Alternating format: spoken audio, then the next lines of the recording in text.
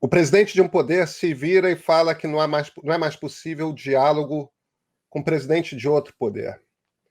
Eu estava conversando com o Christian Lynch, que é um cientista político e historiador, cuja especialidade é justamente judiciário, perguntando para ele, vem cá, eu não lembro quando que foi isso, quando que algo assim aconteceu antes na história da República. O Christian lembrou de um episódio similar no governo Hermes da Fonseca, década de 1910. Ou seja, em essência, a gente pode falar que é algo inédito, pelo menos em tempos de democracia.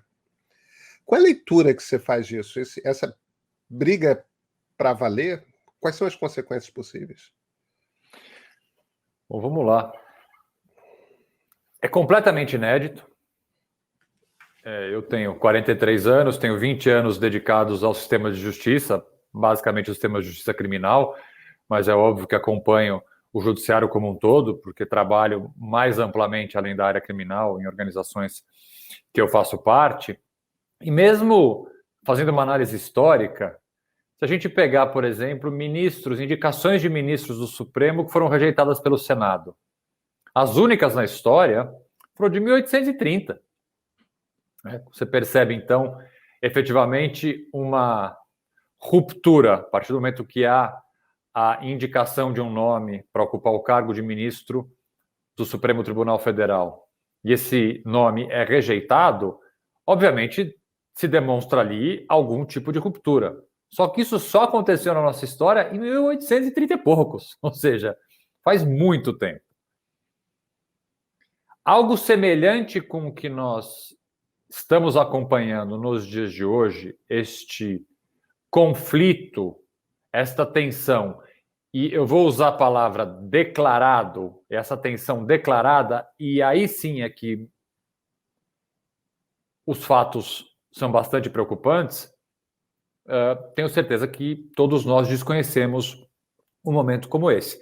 Porque mais que tenha havido na história recente do país e no passado recente momentos de tensão entre poderes, e quando eu falo tensão entre poderes, eu estou incluindo o judiciário porque é o tema dessa nossa primeira pergunta. Mesmo que tenha havido uma tensão, essa tensão jamais se transformou pública como a atual se transformou.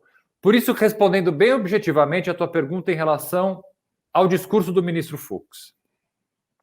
Desmarcar uma reunião entre chefes de poderes já é algo bastante grave.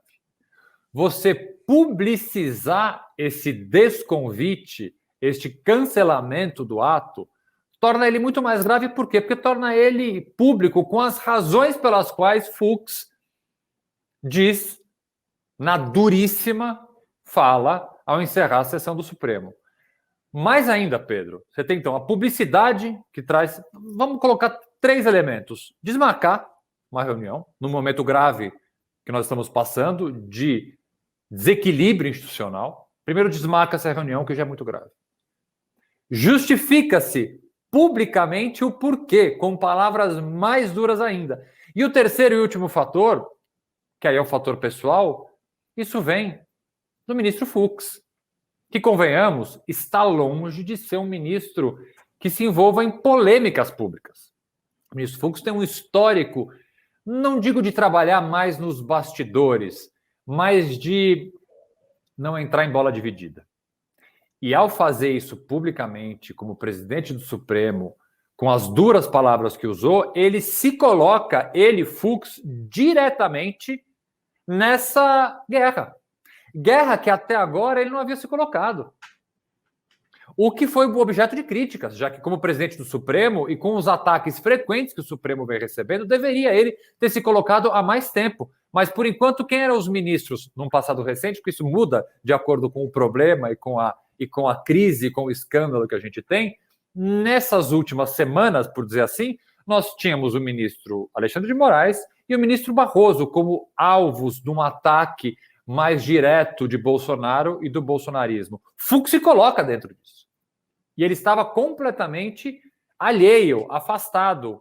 O que, volto a dizer, chamava atenção por ser ele presidente, atualmente, de um tribunal constitucional, nossa mais alta corte de justiça, que vinha diariamente sendo atacada pelo presidente da República e por seus apoiadores. Então, faltava uma palavra de Fux. Eu, na minha experiência com o Supremo, não imaginava que essas palavras de Fux viessem, primeiro, de forma tão pública e se utilizando de palavras tão duras. Então, eu achei e continuo entendendo que este fato é gravíssimo, preocupa demais dentro de um cenário já bastante delicado, frágil e preocupante.